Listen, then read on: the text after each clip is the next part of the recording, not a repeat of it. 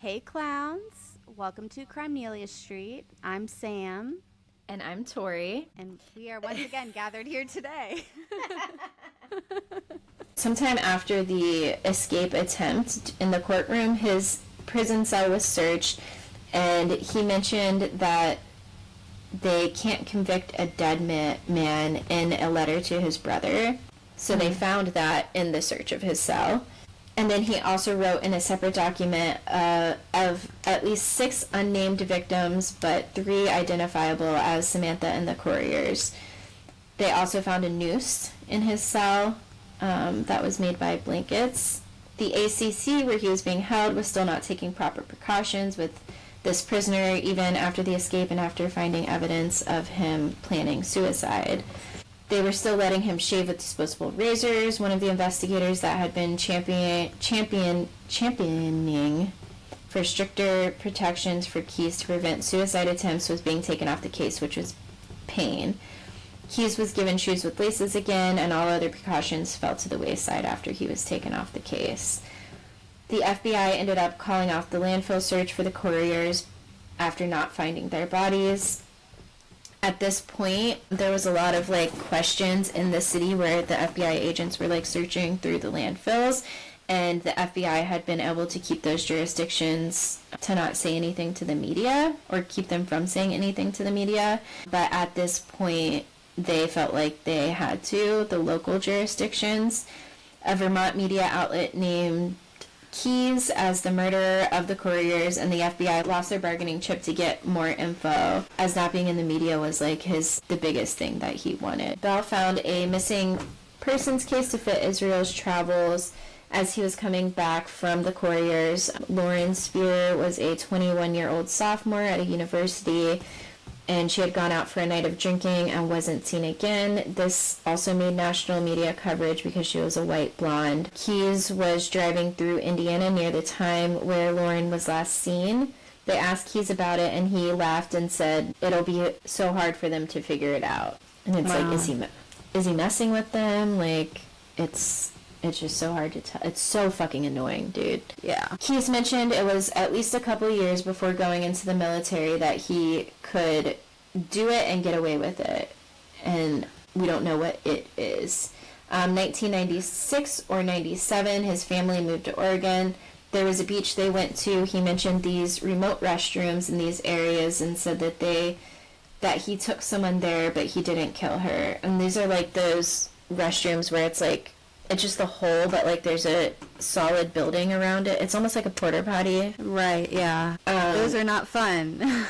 They are not fun. I'm so scared of falling in. Right, and they're smelly. So smelly.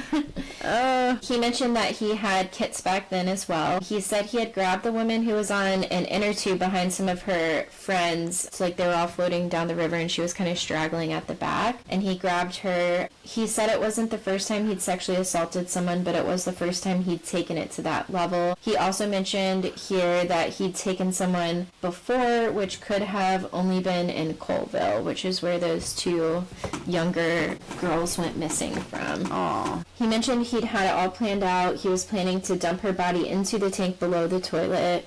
He restrained her to the handicap bars in the restroom. He sexually assaulted her once. She kept talking to him and told him he didn't need to do that because he was a very good-looking guy and that it wasn't that bad of a thing that he was doing to her and he could just let her go. She also didn't show that much fear, which was startling to him. She seemed more calm about it than he was, and he even mentioned that maybe she had been through something like this before because of how calm she seemed. He said he lost his nerve to actually take her life, and she had even told him her name. It was Leah or Nina or something like that, but didn't give her last name. He untied her and let her go, putting her back on her inner tube and pushing her back down the river. After this, he got paranoid about letting her go, and he felt lucky that he had gotten away with it and always felt like he should have killed her. They asked him if he ever made that mistake again, and he just said, well, as a response. Florida was a state of focus for investigators, so now we're in both of our areas. Wow, yeah. Lovely. And very different sides of the country, but he did have family in Florida, which is why it was a focus for investigators. There was someone called the Boca Killer, who I'd never actually heard of until this, but he shared an MO with Keys. A woman and her son were leaving the mall one day, the Boca Mall. She put her son in the car seat and went to the back of the car to put the stroller in the trunk. She heard her son calling out and looked around and saw a man in a floppy green hat sitting next to her son with a gun. He told her to get into the car and pointed that gun at her son. She got in the car. She's known only as Jane Doe still today. Good. He told her to head to an ATM and give him her cell phone and said if she does what he says, he'll take her back to the mall. He kept the gun pointed at her baby. She gave him money in bunches of $200 up to $600. She tried for a fourth time but was denied because she hit her daily limit. He didn't understand the daily limits, which is a common thing with Israel Keys. The man told her to get back on the road. Her son had fallen asleep on the drive in the back, which made the woman feel like she was somewhat holding it together. The man told her to pull into a parking lot of a Hilton hotel, which was deserted. She didn't want to leave the baby in the car, and she begged him not to kill her. He said he wasn't going to. He wanted to drive and wanted her to get in the back seat. As she was switching places with him, she saw like a glint of the sun come off of something and looked down, and he had handcuffs. He cuffed her and put her in the back seat and then bound her ankles with zip ties and bound her neck around the headrest. He duct taped dark sunglasses around her eyes, and she could barely see. She could see him bring out a knife and begged him not to kill her. The toddler, at this point, he's driving. The toddler drops his bottle and started crying, and she kind of panicked, wondering if that's going to, like, set him over the edge or not. And he just turned around and picked up the bottle and gave it back to the toddler. 4 hours had gone by at this point. He said he's going to let her call someone. She gave him the name of her son's father. She could see they were back at the mall at this point. She told her son's father that she was broken down at the mall and asked the father to come get them. Keys told her not Keys, whoever this is, told her when the police got there to tell them that he's short, fat, and black. So, potential white supremacy issues here. Right. He removed the sunglasses, and she got a good look at him at this point. He was tall, athletic, and lean with long, wavy black hair. He took her sunglasses and pulled out some blackened out swim goggles and strapped them to her eyes. He said, if I see anything on the news with my face, my picture, or my description, I will come after you. He closed the door and left. She slid her hands over her feet, pulled the goggles down, and somehow broke the zip tie around her neck. She went to the mall's valet and asked them to call the police, and the valet didn't believe her that this had happened because I guess this kind of thing never happened in that area at the time. And then when the police got there, they also did not believe her. Oh my god. How terrifying. Right. With your kid and oh my god. I know, dude. This, like, story, that's why I'm, like, reading it so fast. And it's been forever since we started this. But yeah, no, this one, like, I don't know, I did not like learning of it. There was no witnesses or physical evidence, and they didn't believe she could have escaped the restraints that she was describing. About 3 months later, she got a call from Palm Beach County Sheriff's Office. They were working a cold case of a woman abducted from the Boca Raton Mall around the same time that she was. The woman also had been driving a black SUV like she had with tinted windows and had been taken from the garage around the same time as she had, around 1:15 in the afternoon. This woman's name was Randy Goinberg. 30 minutes after her abduction, a call came into 911, and the caller said he had seen the door of a black SUV open and a woman slumped over and fall into the ground. It looked like she had been pushed out of the vehicle. He got closer to the body and realized that she was dead, and she was shot in the head twice. She had no enemies, no problems, no debts. She was found 5 miles from the mall with valuables still with her, so it wasn't just a robbery. The SUV was found nearby, abandoned behind a Home Depot, and Jane Doe was their only lead at this point. Before midnight on December 12th, 4 months to the day after her and her toddler were abducted at the mall, a a guard approached an idling black SUV in the parking lot, and inside were the bodies of 40-year-old Nancy Bokiko and her 7-year-old daughter, Jody. Aw. I know, dude. That's awful. Nancy was found just like Jane Doe had been, with blacked out swimming goggles on as well. There was a single gunshot wound to each of their heads. Jane told police this man had some kind of kit with him. He knew where ATM cameras were and knew how to avoid them. Police were able to track the items from the kit as being bought at a big store in Miami, purchased shortly before Nancy and Jody were murdered. No DNA was recovered. The task force was dissolved a year later, but Jane Doe was able to give them a description of the man before they were dissolved. The physical resemblance to Keyes was startling. Other things that point to Keyes possibly being this person, or some things that point to it, are the kit telling the police he was black, abducting pairs, knives, zip ties. The abductor wore his hair in a long ponytail down the back of his neck, and Keyes had a pentagram tattooed on the back of his neck. So it was like, was he trying to cover that up because it was so hot? Why wear your hair down in a ponytail instead of up, you know? Right. Keyes' whereabouts during these times is unknown, but during each of these crimes he was traveling. Jane Doe kept talking to him like everything was normal, and she thinks that's why her and her son survived that day. And that goes back to him letting that one girl away to the inner tuber. Right, right. Oh my gosh. I know. Just, oof. There's a lot to this one. There was a similar abduction at a nearby shopping center as well. A woman was walking to her car when an armed man confronted her, ordering her to drive him to an ATM. She started screaming, "Leave, leave," and he fled. She later looked at the police sketch Jane Doe had helped with and said the man looked exactly the same. This case still remains open. Investigators have recovered one of Keyes' caches buried in May 2001 at Eagle River. At one point in his interrogations, Keyes mentioned he would tinker with explosives and use them as distractions for crimes sometimes. At this point, the case kind of took a shift. Bomb squads were deployed to all of his previous residences. He admitted to fantasizing about killing police, and they were concerned maybe he was planning on blowing up churches eventually. The FBI didn't release what they'd found during the searches, but they added terrorism as a classification to Keyes' case after this. After 10 p.m. on December 1st, 2012, Keyes committed suicide in his prison cell with a razor blade and a noose. He drew 12 skulls on the wall in his own blood, and the words "We are one" written underneath. He also wrote "Belize." They figured he had murdered 11 people and the 12th skull was likely his. They believed him when he said his final number was less than a dozen, and a dozen was a really weird number to use because people usually count in 5s or 10s. So if he didn't say 10 and he said less than a dozen, they're assuming 11. Interesting. Okay.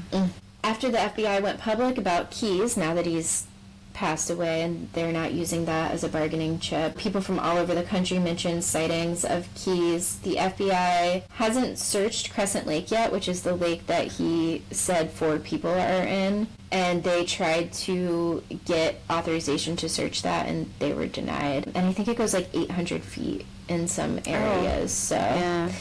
could you imagine though, like, I wonder if there's people who swim in that lake, Oh my gosh. Yeah. you know? That's like, that'd be like swimming in the middle of like Crater Lake, which I guess would be worse, but yeah. Yeah, and Crater Lake's like protected, so I don't think you can, but like most the lakes in like Washington and Oregon, people swim in, you know? Yeah, yeah. 800 Ugh. feet. Yeah, dude. And I'm sure there's shallower areas like where people would be swimming. Right. But like it's just so gross that you could be floating around With like that. Also. with 4 bodies in there. Yeah. Ugh. And it's so sad too that they can't get the authorization. Like I get it, because he could even just be lying too. Right, right. But God, Huh. yeah. Yeah. There could be people down there. January 9th, 2013, Tammy told the FBI she had a nagging suspicion. In December 2000 or early 2001, their neighbor had gone missing on a hike, and she hadn't seen Keyes that day or night, which now struck her as weird. The death was ruled an accident, as the person was hiking, I guess, but he did say that there was one that was ruled an accident that he did. Okay. After his suicide, a closed-door hearing regarding the Anchorage Correctional Complex, that was ACC, was held. The report determined he had slashed and strangled himself between 10:12 and 10:24 p.m., bleeding out on the floor. His body was found at 6 a.m. Much of the story is hard to believe. Arbitrators have one theory that one or two people who are unknown moved him out of the cell and gave him a razor. These facilities at this time were so corrupt between the Attorney General, the prosecutor, and ACC that they were advised by their attorneys to not keep records of circumstances of inmate deaths. Yikes. In 2018, the Anchorage Daily News reported that ACC secretly wired the visitation rooms Keyes used, violating client-lawyer privilege. The prison has kept everything involved that night secret, including video and audio recordings. Which, like, is that fucking legal? Right. Very suspicious. Yeah, that's crazy that could be legal. Yeah. Department of Corrections Special Incident Report provides more details. 7 p.m. Keyes went to the law library for the third time in a row. 9 p.m. he was escorted back to his cell.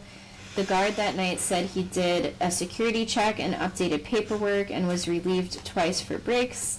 They did the last security check around 5:30 a.m. and went off duty 10 minutes later and saw nothing out of the ordinary in Keyes' cell throughout the night, and that he was rolled up in his blankets as every other night he was on shift with no parts of his body showing. At 5:57 a.m. is when another guard performed a head count and saw what looked like blood in the cell and called for help. His body at this point was stiff. The nurse reported the body was in rigor mortis. He had taken a razor blade, embedded it into a pencil, and used it to slit his wrist. Keyes had looped a sheet around his neck and tied it to his left foot and used that to strangle himself as well. I guess 3 hours. This is over 3 hours.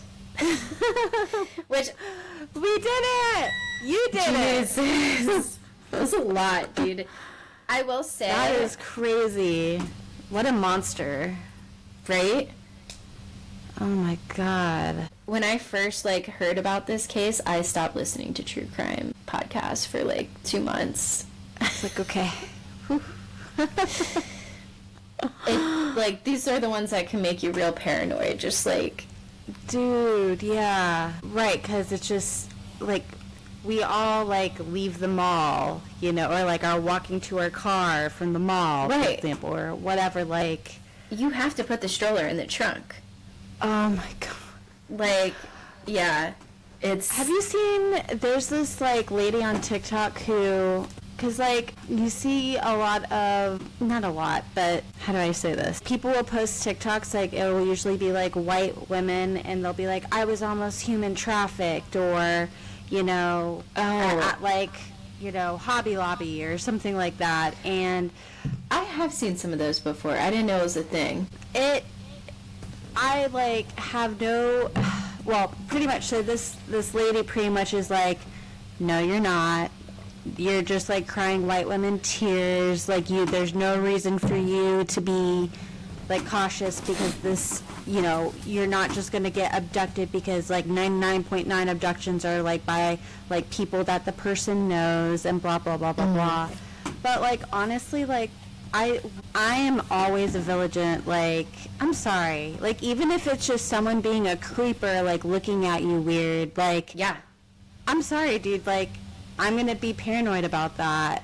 And I don't think, she's acting like it's ridiculous that we would be worried about someone snatching us. It's literally the life we lead. Yeah, maybe it's not that common for it to be random people, but women are targeted. If we're gonna play a stats battle game, right, it's always women. So we're fucking scared. Exactly, yeah. And I don't think, it's not like I'm constantly like paranoid, but like I'm always looking around, seeing who's around me. Yeah, especially when I have, you know, my kid with me. Like, I know. Sometimes I'll like catch myself like staring at my phone as I'm like walking around the store or something, and I'm like, you're on right now. You can't do that. You need to be paying attention to your surroundings. That's terrible. Right. But it is what it is. So, should we talk about a little bit of happy stuff? Okay. I almost feel like we needed a palate cleanser in the middle of that. No, we're fine. We're fine. This is like, it's fine. Yeah. I love going to bed right after this. Yeah, it's gonna be great. No, I actually like, I want to Google him like after this just to like see a picture of him and stuff. Yeah, dude. But it was a fun, swifty week. Yes. Happy stuff, yeah. We clowned and we frowned, which is why my sign-in name today is Clownin' and Frownin'. Makes sense. Yep, appropriate. Yeah. For sure. I will say I like yours, Taylor's thigh-high boots. Like, we have been getting so many of those. I know, I love them. I love them. She wears them so beautifully. They don't look good on me. Something about the thickness of my thighs. The thigh highs don't work. Yeah, I don't, I think you have to be like a certain height to like wear them. Ooh. That makes you need sense. the height. That's probably that's what it okay. is. That's okay. Like, we're just two Hey, I can shorties. pull off some platforms, okay? Yes. Like, we're more like Sabrina Carpenter Yes. style. Amber and I are going to Sabrina Carpenter next month, and I haven't decided if I want to go baby blue platforms or like iridescent, but Cute. yes, I'm so excited to have this. I love that. I love the little like lipstick kiss on her thigh at the VMAs. Oh my gosh. You guys should like totally do that. No, actually, that's a great idea. I hadn't even thought of that. If you know the outfit Like a little allows, tattoo. but yeah, It does. But Taylor's outfits were like so cool. Her three different outfits. Yeah. Did you know, I guess the last outfit she had, which was the same scene as the second dress, but a different dress. So I was like, is there a filter on that picture, or is it the same dress? Is it a different one? Right. I finally figured it out. But yeah, she had that so the yellow plaid one with like the strappy glove things for the first dress, which was stunning. The boobs were boobing. Boobs were boobing. Spilling. They were spilling out. Yeah. And then the second was my favorite with the UFO and the green. Same. That was so cool. So shimmery. Right. And the like cut, it was kind of like bunched on the side on one thigh. I don't know that like it had like a diagonal cut at the bottom. So good. Yeah. It was perfect length. And Very down bad. Very down bad. Into reputation, if you ask me, because it had the down bad UFO, and then it was very green at the bottom. So I was like, she's saying goodbye to TTPD when she goes up on the stage and announces Reputation Taylor's version. Oh my gosh, did you see, it was right before LL Cool J came on, or who was it? Someone announced that it was a rapper who announced that he was releasing new music, like it was one of the, and someone literally had a Reputation CD in the background, holding it up. I did not see that. I'll have to find it, but it's hilarious. Yeah. That is so funny. Oh, have you seen the people clowning over those like strappy things on the first outfit? Like 6 straps or something, or 12 straps, so it's TS12. Or something more like, yeah, I saw some of that. There's apparently Roman numerals in there, so I'm just like, guys, I don't know. But also, like, as soon as she said, because it was on 9/11. Yes. And I had a feeling like that was the main reason why, she wouldn't announce on that date. But as soon as she gave the 9/11 speech, I was like, okay, for sure. Sorry, I thought I was hearing something. I'm so spooked. Yeah. It's probably like just the cats like banging around. Right. No, that's a good point, too. Yeah, why she wouldn't announce on that day. But I wonder if the debate hadn't originally been the night before, like, would she have announced something then? I don't know. I know. And she already had the dress made. The dress is my new coffee cup. I can't. Right. One day. You know what? She wore that black celestial dress for her birthday before announcing TTPD. So maybe it's still a sign, just not yet. But if I'm being honest, and I was talking to Amber about this the other night, I think I've given up for this year for Reputation. Because we know something big is happening December 13th. It's, since the LA pop, like, that's such a clear Easter egg, and it's one that is more kind of on brand than finding Roman numerals in the straps of the gloves. Or the Rubik's Cube cat. Oh my god. Outfits. Like, this one, I think we can all agree something's happening December 13th, and I really feel like it's going to be debut. Right, okay. I don't think it would be Reputation. I'd say debut or very small chance of Karma. I don't think it'd be Reputation. I just, like, I keep on going back and forth. I know everyone is waiting for Reputation, like, clearly. But it's the just dilemma. like, it's like the first with the last. The first and the last. Like, it just kind of makes sense, but also, I don't know. It just makes so much sense for her to release Taylor Swift, though, on her birthday, too. True. Is And another it's like reason a I Friday can't. the 13th, right? Yeah. And that's like her thing, Yeah. That's our lucky day. It's like our holiday. I know. We have the holy month of August. Then we have And I just don't think there's enough time in between now and December 13th. We may get an announcement before December 13th, or we get an announcement on December 13th, but I don't think there's enough time now for two things to happen. No. And then, like, people keep on bringing up, like, she sticks to the pattern of 2 re-releases, 1 new album, 2 re-releases, 1 new album. Pattern isn't solid enough, I feel like, because she's only been doing the re-releases for so long. I think she definitely sticks to every 2 years for the new albums. Right. And also, it's like Folklore and Evermore were that's kind of, That's true. a weird thing. And also, what was I going to say? And Tortured Poets did kind of seem like not something that wasn't necessarily like super planned in advance the way that she has done the other albums. It was more so, I don't know. Right? I can't tell with Tortured Poets Department because, she said 2 years.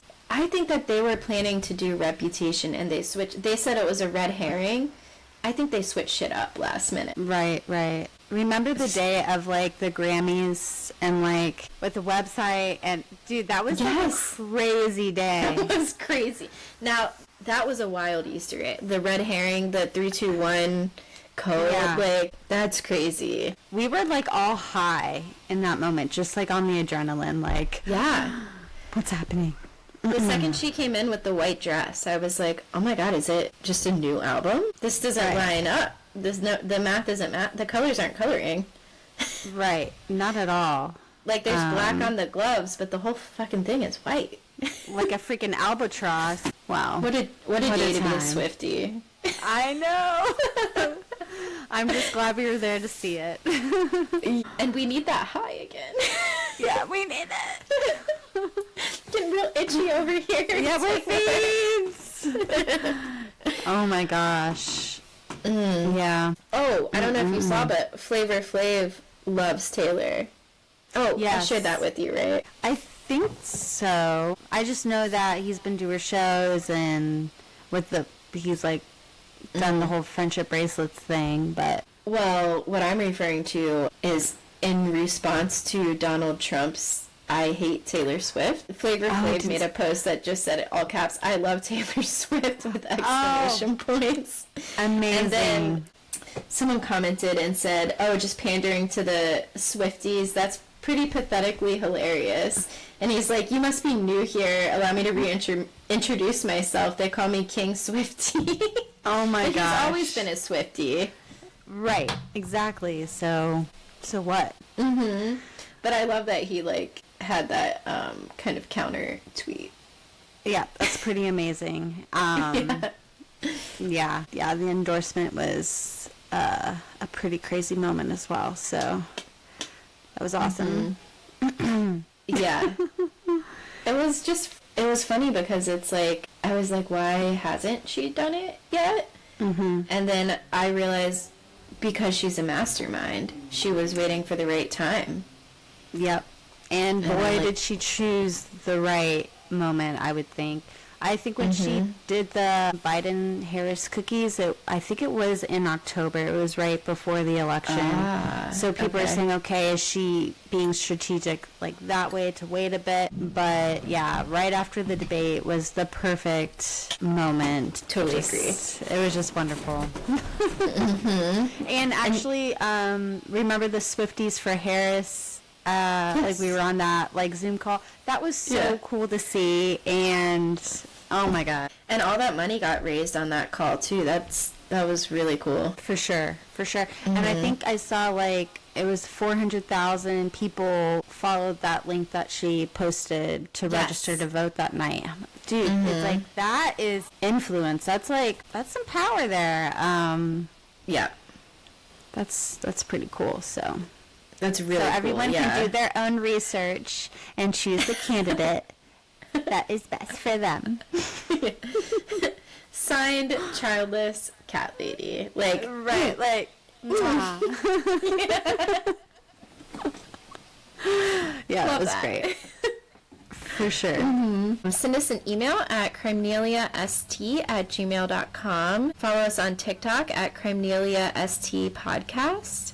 And follow us on Instagram at Crimelia Street. That's all for this episode of Crimelia Street. See you later, clowns.